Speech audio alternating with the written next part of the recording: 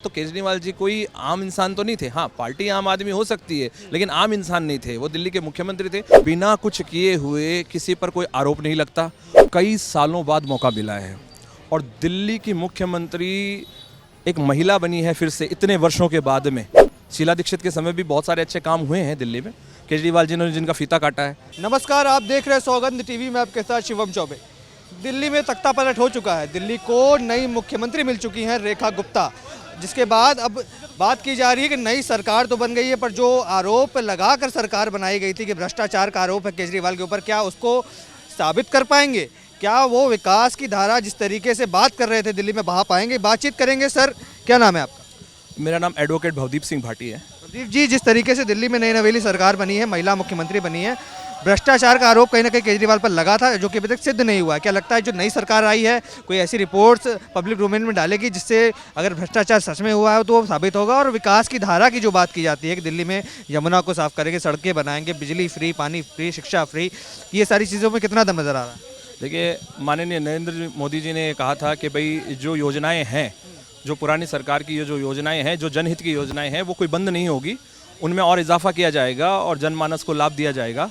और इसके साथ रही केजरीवाल जी के भ्रष्टाचार के आरोपों पर जो विस्तृत चर्चा है वो सुप्रीम कोर्ट और दिल्ली हाई कोर्ट तय करेंगे। और लीगली तरीके से क्या है, जो भी उन पर आरोप लगे हैं वो कहाँ तक जाते हैं, उनका परिणाम क्या आता है, वो विधि व्यवस्था के अंतर्गत ही आएगा, कानून व्यवस्था के अंतर्गत ही आएगा। क्योंकि बात चल रही है कानूनी दावपेच की, अरविंद केजरीवाल को लेकर बात की जा रही है। कई लोग ये भी कह रहे हैं अरविंद केजरीवाल को फिर से तिहाड़ जेल लाना पड़ेगा।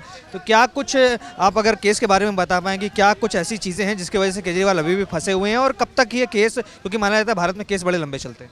देखिए, न्याय में देरी होना भी अन्याय है, हम मानते हैं इस बात को, लेकिन त्वरित गति से न्याय मिलने अब शुरू हो गए हैं। न्यायपालिका ने भी क्या है कि बहुत सारे सुधार किए हैं और न्याय व्यवस्था जो है वो अब सुचारू रूप से बेहतर ढंग से काम करने लग गई है। पहले करती थी, अब और ज़्यादा बेहतर ढंग से होना शुरू हो गया है। और रही केजरीवाल जी के मुद्दों की बात, तो केजरीवाल जी कोई आम इंसान तो नहीं थे। हाँ, पार्टी आम आदमी हो सकती है, लेकिन आम इंसान नहीं थे। वो दिल्ली के मुख्यमंत्री थे। उन पर जो गहन और सघन आरोप लगे हैं, उन आरोपों को कानून व्यवस्था के अंतर्गत जहाँ तक सुलझाया जा सकता वो न्यायपालिका करेगी। और जल्द ही इसमें भी क्या है कि चौंकाने वाले परिणाम आएंगे। चौंकाने वाले परिणाम बोले तो मतलब कि क्या? चौंकाने वाले परिणाम का मतलब ये है कि जमानती हैं, जमानती होने के बाद में प्रोसीडिंग जो भी चल रही है आगे की, वो जो आएंगी उसमें क्या है कि देखिए, बिना कुछ किए हुए किसी पर कोई आरोप नहीं लगता और बिना आरोप को मतलब सिद्ध किए हुए किसी पर क्या है कि कोई इल्ज़ाम लग के उसको सज़ा नहीं होती। तो प्रोसीडिंग से वो गुजरेंगे तो बहुत सारे ऐसे पहलू आएंगे जो जनता को भी पता है कि उन्हें क्यों अंदर किया गया था, क्यों। जमानत का मतलब ये नहीं होता है कि आप बरी हो गए।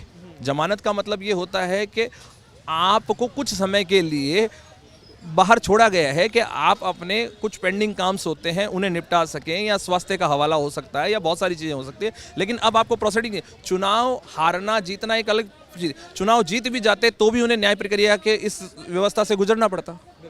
क्या लगता है अब आने वाले समय में जो महिला मुख्यमंत्री बनी है, दिल्ली की भाजपा की सरकार बनी है, तो कितना विश्वास नज़र आ रहा है? जो तमाम दावे किए गए थे, खास करके मुख्य 2-3 दावे हैं, जो महिलाओं को 2500 रुपये देने का वादा हो, यमुना जी को साफ करने का वादा हो, या फिर दिल्ली में जो नए युवाओं को रोज़गार देने का वादा हो, तो कितने दावे अच्छे लगते हैं आपको? देखिए, मैं ये कह रहा हूँ कि दिल्ली में भारतीय जनता पार्टी को कई सालों बाद मौका मिला है और दिल्ली की मुख्यमंत्री एक महिला बनी है फिर से इतने वर्षों के बाद में। शीला दीक्षित के समय भी बहुत सारे अच्छे काम हुए हैं दिल्ली में। केजरीवाल जी ने जिनका फीता काटा है, ठीक है। अब डबल इंजन की सरकार है। नरेंद्र मोदी गवर्नमेंट यही तो कह रही थी हमें मौका दीजिए, मौका दीजिए, मौका दीजिए। कई सालों से उन्हें मौका नहीं मिल पा रहा था। आज डबल इंजन की सरकार है, केंद्र की सरकार है, इधर दिल्ली की सरकार बन गई है, दिल्ली की मुख्यमंत्री एक महिला बन गई है, पुरानी योजनाएं हैं उनको और इजाफा करके आगे बढ़ाने की बात हो रही है, यमुना को साफ करने का काम शुरू किया जा चुका है। ये सारी चीज़ें जो है वो दिल्ली को एक बेहतर और विकसित दिल्ली बनाने की ओर जा रही है।